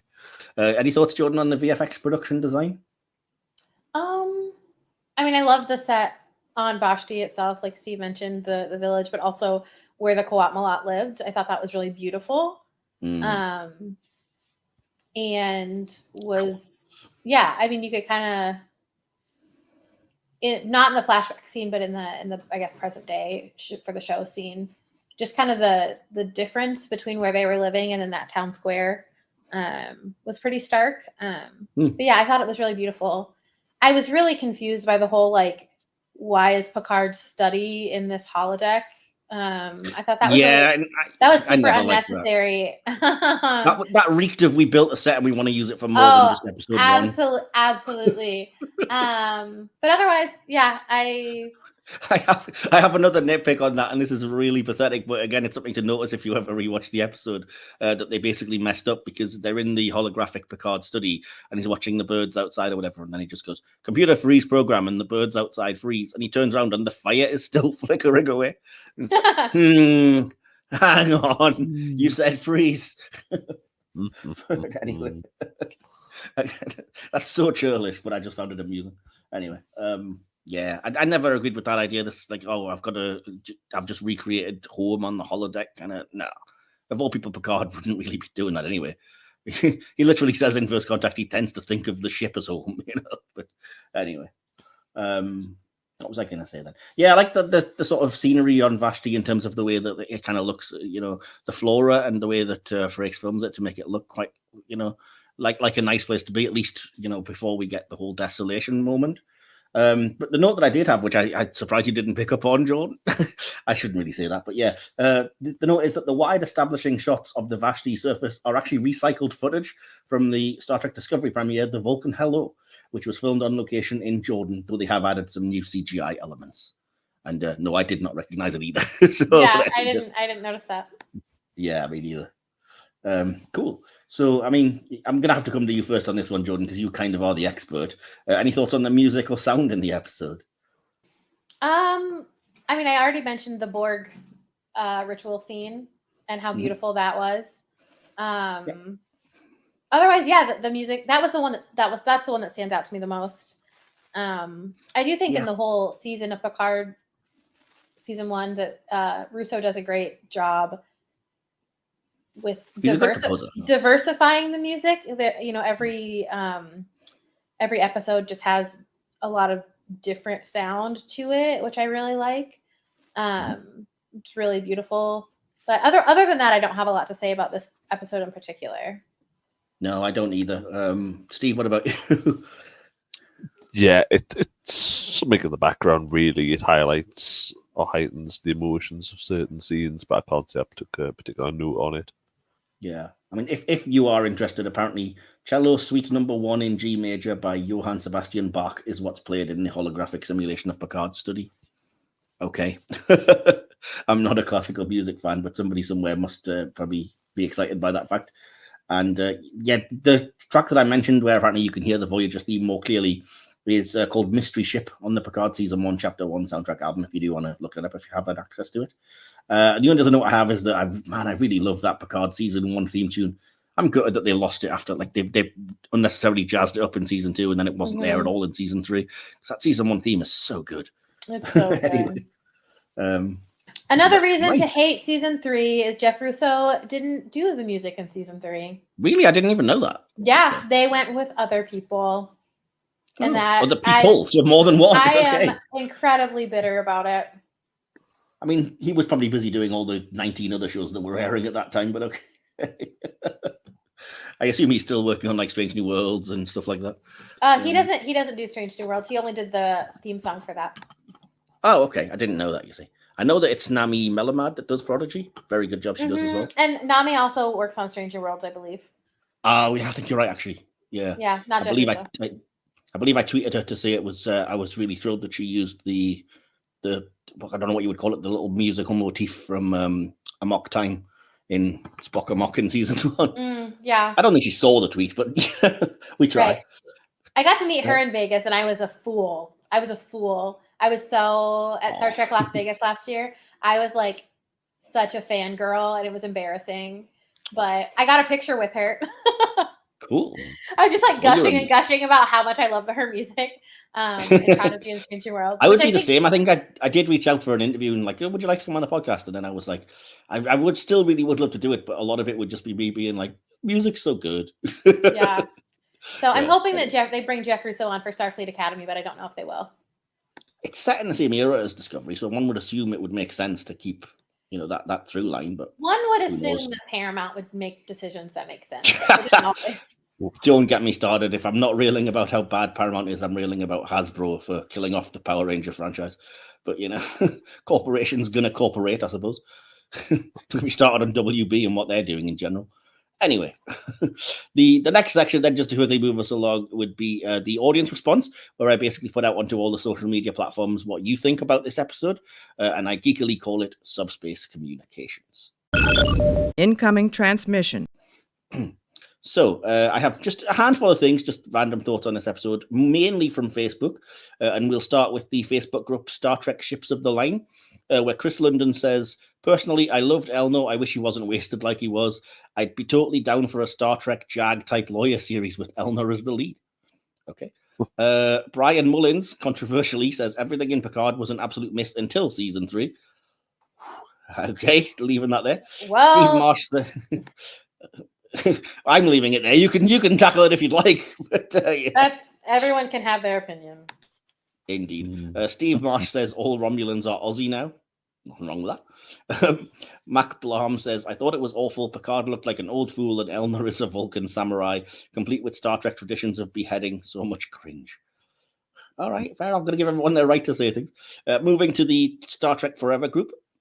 Gen Z Peterson says, I liked Elnor, even though his inclusion was the most half-realized of the new characters. Don't know if I agree with that. Ross Razuski says, I'm really glad we got to see that Romulan society had at least some members whose core personality wasn't just a shifty stereotype. Agreed. Michael Ratcliffe says 5 out of 5. Loved it. Brilliant. Radley Valentine says, I squealed when 7 of 9 showed up. Yeah, you and me both. A shame to admit.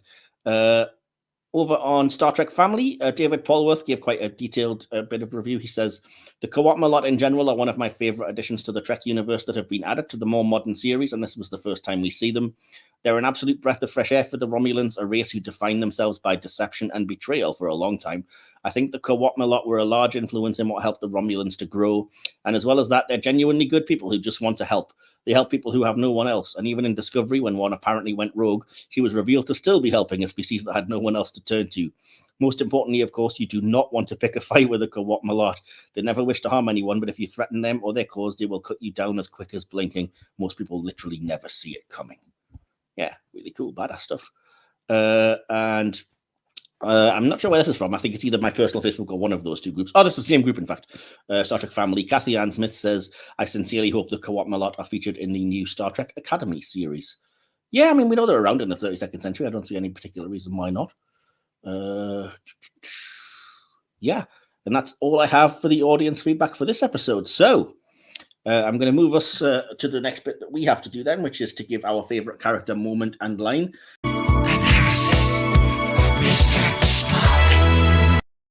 And Steve, I know that you asked about this, so I know you've got this prepped because you specifically were told to do it. So we'll start with you. What's your favorite character in this episode? Zanny. Oh, yeah. Okay, that's an interesting one. A few times, really. It's like the character, just a very fresh take on Romulans. Cool, that's a good call, actually. And yeah, for a sort of what you might call a minor background character, a very interesting choice. Awesome. What about you, Jordan? Who was your favorite character? Controversially, I'm going to go with Raffi. Okay, that's not necessarily controversial, but okay. Yeah, I think we can kind of see why. You've said kind of why you enjoyed her in the episode. My favorite character was Picard. Like I said, I think they just got him right throughout the episode, whether you agree or disagree. I think he wasn't acting out of character, which I see in some of the other moments of the newer series, which I appreciated. So what was your favorite moment or scene, Steve, in the episode?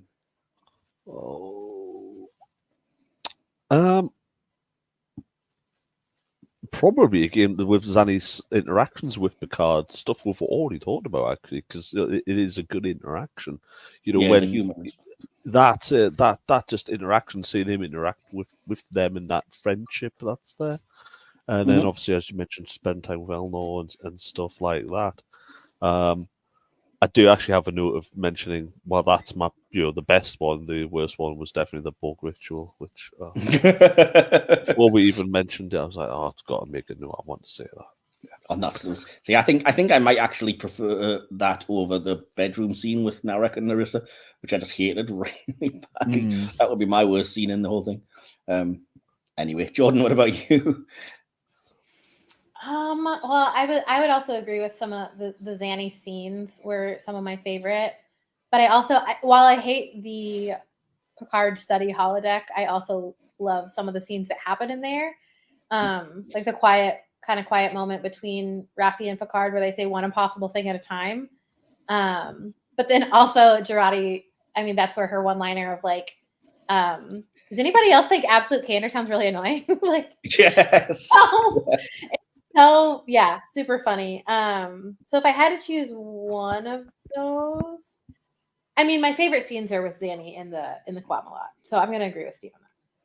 Fair enough. My favorite scene is counter to a lot of what I'd kind of said about my favorite things about Star Trek, but I can't help but love it, and I love the way it's written and delivered. And it is where Picard's getting threatened by the Romulan, and Elnor just steps up and goes, "My friend choose to live." And he doesn't, and he ends up beheaded. And Elnor just simply says, "I regret your choice." Something really cool about that. Like I said, Qowat Milat are a really cool idea, much as I don't love the whole, wanton murder thing. But at that point, I was like, yeah, kill the jerk. But anyway, yeah. So what's your favorite line in the episode, Steve? We've already mentioned it. Can't even take a guilt trip without a starship. Yes, cool. So good. Yeah, that's why I included it in the captain's log. Yeah, yeah, that's what you said at the start. I'm like, oh, there we go. Cool, fair enough. What about you, Jordan? That would have been my favorite. So my runner-up favorite is the one impossible thing at a time. Oh, cool. Mine was a little exchange between Picard and Zanny, and it was Picard saying, "And you would send him away. He might find himself in serious danger. He might die." And her really heartfelt reply, "He will. Before that comes to pass, it would gladden my heart to see him live," which I think is such a lovely line. But I also have to shout out, of course, "You owe me a ship, Picard," which is just like, wow. Just drop that in there and then end the episode. Okay. Yeah. So, do we want to give our conclusions, or would you rather hear my limerick beforehand? Go on. I have to do it. I've got it written down, and I'm now starting to log them because DK says I have to keep them saved somewhere because they're occasionally amusing. So here we go then. The limerick to describe the plot of Absolute Candor. Picard finally gets off his ass and picks up Romulan Legolas. Raffi is fully annoyed. Narek creeps on an android. Welcome back, Seven, bringing the sass. Very impressive. Thank you. I'm better at the limerick, I think, than the haiku generally, but we try. So yeah, all that remains then is for us to give our conclusion and score out of 5 Starfleet Deltas, even though none of them were present in the episode, as we know, no uniforms. Let's see. Jordan, I'm going to start with you because... you want to start, Steve? At the start. Picard was wearing his comm badge, so there was a Delta. He was. Oh, okay, you're right. He was, but he wasn't in uniform. He was just wearing a comm badge. You're right. So yeah, Jordan, are you happy to go first with your conclusion and score? Yes, I can do that. So for Absolute Candor, it's an episode with a lot of character foundation that will be fleshed out later in the season. We get to meet Elnor. We get to meet the Qowat Milat. And the scenery is beautiful. The music's beautiful. I didn't mention this earlier, but I personally love the Ramda mystery. And so we obviously that was in like the previous episode, and we'll get more later, but there's just little threads of, Soji chewing on it. I thought it was a really well done episode that gets better each time I rewatch it. So I'm going to give it 3.5 out of 5 stars. Okay, cool. That's a little lower than I was expecting from you, to be honest, but okay. 3.5 out of 5. Well, I can't give all of them 4 or 5. So fair enough. You'd be surprised how many people do just go like, I can't rate it less than a 5 all the time. But yeah, anyway, what about you, Steve? Thoughts, conclusion, and score? Yeah, I mean, it's an episode that introduces a few characters to the overall thing. It doesn't really progress the overall story, I think, too much, because it is just a benefit, though. Oh, I mean, that's it. There's a lot of stuff goes on. The season story was terrible. That was the point. That's it. No offense, Jordan. I'm very in the skip soon, it's fine. But yeah, it's not filler, certainly, because it introduces characters that obviously have an impact later on. I actually can't think of what Elnor does anywhere else in the show. I'm clearly gonna have to rewatch all. He does have some cool stuff on the artifact a little bit later on. That's it. I can but remember. I'm sort of thinking, well, what else does he do, or is he just there because Picard needs a bit of muscle? But he's there when they need to take Helm's Deep, I guess. I don't know. Exactly, but then you get Seven there. She obviously kicks ass with the twin phases in the next episode, I think. Yeah, I don't love that wanton murder, to be honest, but okay. That's it. Freaking hold alone, and you still had Rios there, so he's got people who can do stuff, and I think we know why Elnor was there. But it does introduce the Qowat Milat, which is quite good, and as we've already covered, okay, interactions with Zani and things like that. Yeah, middle of the road. Okay. Score? Middle of the road, 2.5. 2.5 makes sense. Yeah, I was thinking 3 at one point. I was like, "Oh, we're fairly positive. We've been talking about it," but I wrote 2.5 initially because it's not a bad episode apart from all rituals, but it's not wow, that's amazing apart from the very end, which was cool. Okay. Yeah, my conclusion on my score out of 5 stars then, I said, I'm glad I rewatched this before this review.